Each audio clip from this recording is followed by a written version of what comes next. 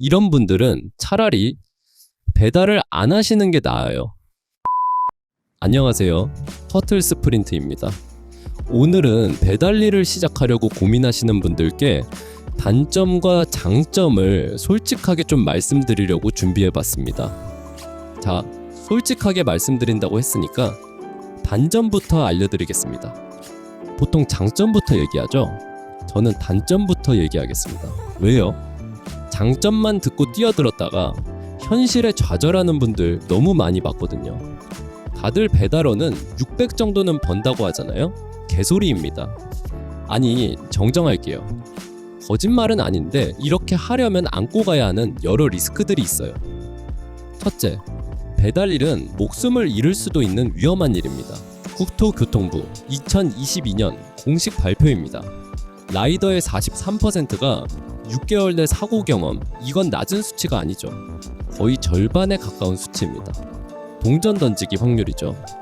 더 소름 돋는 건 2020년 배달 오토바이 사고율 212.9%. 이건 일반 오토바이의 15배에 달하는 수치입니다. 이 정도면 거의 러시안 룰렛이라 봐도 무방합니다. 오토바이는 원래 그 자체로도 위험할 뿐만 아니라 생계로 타는 경우에는 훨씬 더 큰 위험이 따릅니다. 이 부분에 대해서는 이미 여러 목소리가 많아요. 강남역 사거리에서 비 오는 날 브레이크 잡다가 쭉 밀려서 중앙선 넘어가서 저승사자와 소개팅을 하다 현실로 돌아왔다는 이야기. 이태원 언덕에서 택시 문이 갑자기 열려서 시속 70km로 부딪히며 날아가서 병원비만 300만 원이 나왔다든지, 실제로 32살 두 아이의 아빠 제 지인분께서는 판교 테크노밸리에서 핸드폰 보다가 SUV 뒤에 꽂아버린 후에 척추 3개 골절, 갈비뼈에 5개 금이 간 사례도 있습니다. 집중치료실에서 2주, 일반 병실에서 6개월. 지금도 허리 45도 이상 못 굽히십니다. 배달? 당연히 못합니다. 편의점 알바하십니다. 최저 시급 받으면서. 근데 요즘은 이게 배달보다 더 낫다고 얘기하시는 분들도 있죠. 차가운 현실입니다. 경제는 차가워요. 그러니까 돈이 정말 급하신 분들이 아니라면 비 오는 날을 쉬는 날로 잡아도 됩니다. 비 오는 날은 제동거리가 1.8배 늘어납니다. 이게 평소와 다른 꽤나 큰 차이인데 오토바이를 얼마 안 타신 분들은 적응을 못합니다. 배달은 1억을 저축해도 몸이 크게 다치면 저축액의 여부와 상관없이 패배자로 직행열차 급송행입니다. 그럼에도 불구하고 나는 비 오는 날도 탈 거야, 비 오는 날 타야 돈을 벌지 라는 마인드를 가지셨거나 혹은 정말 생계가 급해서 쉴 수가 없는 상황이라면 돈을 많이 벌어야겠다 보다는 안전에만 초점을 맞춰 평소보다 느리게 타시길 바랍니다. 비 오는 날은 배달 수요가 높아서 느리게 타도 충분히 여러분들의 목표 금액에 빠르게 도달하실 수 있으니 절대 무리해서 타시지 말고 평소보다 더 느긋하게 운행하시는 것을 권장드립니다. 배달판에서는 장기적으로 내 몸이 다치지 않았다는 것은 나는 이 판에서 돈을 벌었으므로 해석해도 무방해요. 오바가 아니라 이거 진짜 리얼이에요. 자, 두 번째 단점은 배달원은 인간 취급을 받지 못합니다. 이게 막 하인으로 생각한다는 그런 부정적인 뜻은 아니고요. 과장 없이 말 그대로 인간 취급을 받기가 힘들어요. 자, 배달을 픽업 갑니다. 문 열면서 열심히 안녕하세요를 시전해도 우리는 가끔 투명인간 취급을 받아요. 그들에게 우리는 일종의 봇이에요. 그냥 배달하는 로봇이에요. 아, 봇 한 마리가 음식을 픽업하러 왔군. 딱 이 정도예요. 물론 잘 받아주시는 분들도 있지만 때때로 투명인간 취급을 받아도 너무 서러워하지 마세요. 세상이 원래 그런 거예요. 이게 일반인의 시선에는 하이바랑 마스크 뒤집어 쓴 사람들이 좀 빡세 보이는 경향이 있어요. 다가가기가 어려운 느낌이 있어요. 말로 설명하기 좀 힘든데 하여튼 약간 상냥하게 해주기가 좀 어렵습니다. 물론 눈만 보여도 느낌 있는 존잘러들은 해당 사항 없습니다. 여기까지는 그냥 농담이었다면 이제부터는 매운맛으로 가보겠습니다. 바로 배달 요청 사항입니다. 배달원은 굉장히 다양한 요청들을 받아들일 수 있어야 합니다. 멘탈이 단련되어 있어야 하죠. 강원 평창수 1리터가 없을 경우 백산수로 가져오며 오로나민 씨 2개, 자갈치 과자 1봉지, 고추 참치를 동시에 부탁하는 정신이 아픈 친구도 있고요. 동생이 배고프다니까 빨리 배달을 안 오면 죽탱이를 날리겠다. 으름장을 놓는 학창시절 빵 셔틀로 추측되는 친구들도 보입니다. 배달 시간을 철저히 계산할 거라는 프로페셔널한 선생님도 있으시고요. 동시에 초밥을 공짜로 좀 더 얻어먹어 보려 하는 치밀한 모습이 인상적입니다. 그리고 가끔가다 배달원에게 굉장히 불친절한 가게도 보입니다. 아니, 불친절한 걸 넘어서 왜 나한테 스트레스를 풀지? 하는 감정 쓰레기통의 경험을 맛보실 수 있습니다. 하지만 걱정 마십시오. 화를 꾹꾹 누르며 감정 쓰레기통 취급을 열심히 받다 보면 1년 뒤쯤 별 생각 없이 그 가게 근방을 가면 아주 높은 확률로 가게는 사라져 있을 거예요. 매출이 개박살난 폐업 직전의 가게들은 손님한테 받은 스트레스를 라이더에게 전달시켜주는 마법을 부린 뒤 간판을 결국 내리는 모습을 보여줍니다. 이건 과학입니다. 거의 에이스 침대죠. 세 번째는 화장실입니다. 우리가 배달 일을 하다 보면 화장실이 급한 순간들이 생깁니다. 근데 웃긴 게 세상에 화장실은 졸라 많은데 막상 배달원이 들어갈 수 있는 화장실은 많지 않습니다. 이럴 때는 길에서 똥오줌 갈기는 강아지들이 부러워지는 순간이죠. 다 큰 성인이 바지에 대변을 지린 다음 들통난다면 평생 결혼도 못하고 독거노인으로 살 위험이 생기죠. 그러니까 오토바이 시트에는 항상 두루마리 휴지 1개를 가지고 다니시기 바랍니다.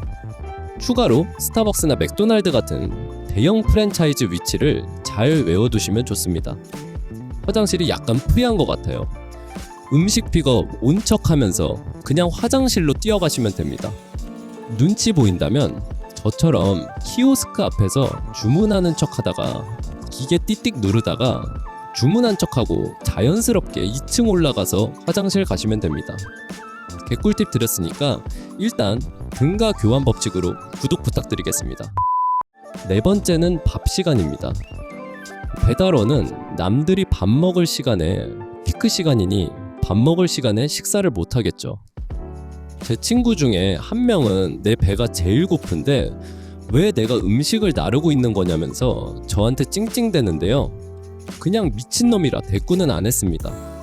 그리고 배가 고플 때 치킨을 배달하다 보면 엘리베이터에서 치킨 냄새 장난이 아니죠. 그러다 열어서 1개씩 빼먹고 바로 뉴스에 출연해버리는 신기한 경험을 하죠. 최근에는 이런 것도 나왔어요. 배민, 후팡은 문 앞에 음식을 놓은 뒤 사진을 찍으면 손님에게 사진이 전송되면서 완료가 되는 시스템인데 사진을 제대로 촬영하고 곧바로 자기가 그 음식을 들고 튀어버리는 엽기적인 방법이 나왔습니다. 배달비도 지가 챙기고 배달 음식도 지가 챙기는 원맨쇼를 하는 모습인데요. 본인은 똑똑하다고 생각한 것 같습니다. 자, 이제부터는 지금까지도 제 영상을 안 떠나신 배달의 진심인 분들을 위해 배달 일의 장점을 말해보겠습니다. 첫 번째로는 자신의 사회적 능력에 비해 큰 돈을 벌 수 있습니다. 한국경영자 총협회 2025년 1월 발표인데요. 대졸 초임 평균 3,675만원입니다. 초과급여 포함해도 3,810만원입니다. 여기서 4대 보험 떼면 월 실수령 240에서 250만원 정도죠.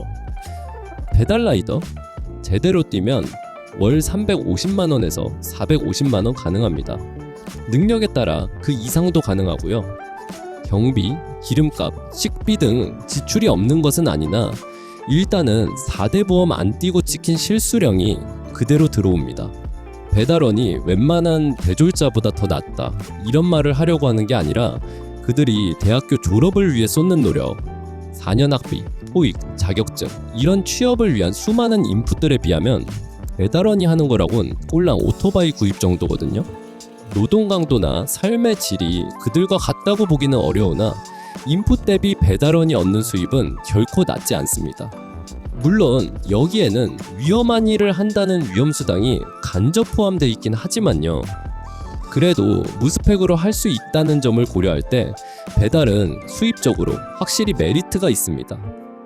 제 지인 중에는 중소기업 대리로 월급 300을 받던 친구가 있었는데 이 친구가 회사를 다니면서 주말에만 10시간씩 배달 일을 해서 월에 120만 원을 추가시켜 월에 420만 원 정도를 꾸준히 벌다가 배달 일이 더 잘 맞는 것 같다고 퇴사하고 전업으로 하는 지인도 있습니다.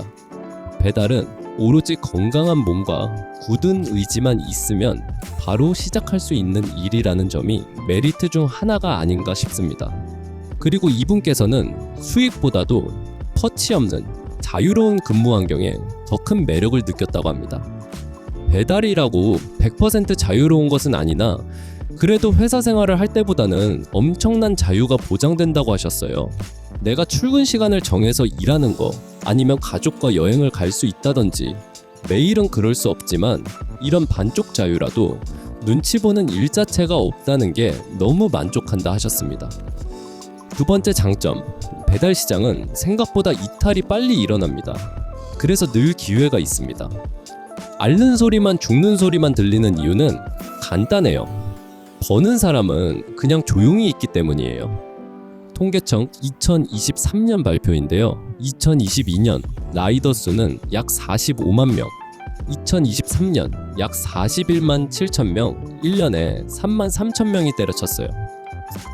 7.3%는 이탈을 한 거예요. 여기에는 배달 시장이 악화돼서 그만두신 분들도 있지만 배달이 돈을 쉽게 번다는 오해 때문에 본인이 생각한 것만큼의 고수익이 나오지 않아, 또는 내가 생각했던 것보다 일이 고돼서 그만두신 분들도 분명 많을 거예요.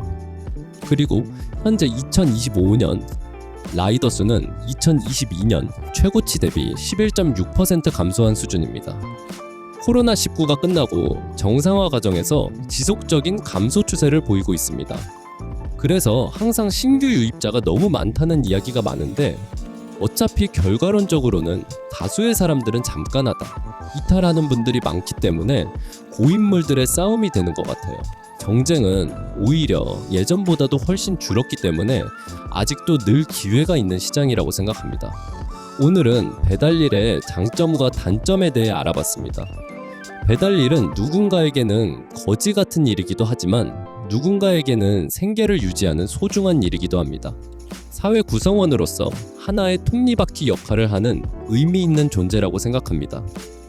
배달일이 인식이 안 좋다는 부정적인 시각도 있지만 솔직히 우리나라만큼 이렇게 편하게 음식을 간단히 먹을 수 있는 배달 시스템이 있는 나라는 몇 안 되니까요. 터치 한 번에 문 앞까지 음식이 배달되는 나라는 아마 없지 않을까요? 모든 일에는 장점과 단점이 있다고 생각해요. 이거는 구분짓기보다는 공존하는 양면성이 있는 관계라고 생각합니다. 그래서 장점을 더 많이 들여다본 사람은 배달 일을 하면 되는 거고, 단점을 더 많이 들여다본 사람은 배달 일을 안 하면 되는 거니까요. 각자 본인이 판단하는 거라고 생각합니다. 전국에 계신 40만 명의 라이더분들, 다들 누군가의 아버지고 형이고 아들이고, 심지어 요즘은 여성분들도 종종 보이는 것 같아요. 모두들 항상 안전운전 하시기 바랍니다. 제가 준비한 내용은 여기까지고요. 오늘 내용이 마음에 드셨다면 구독을 제발 좀 눌러주세요. 다음에는 더 좋은 내용을 가지고 찾아뵙겠습니다. 영상 시청해주셔서 감사합니다.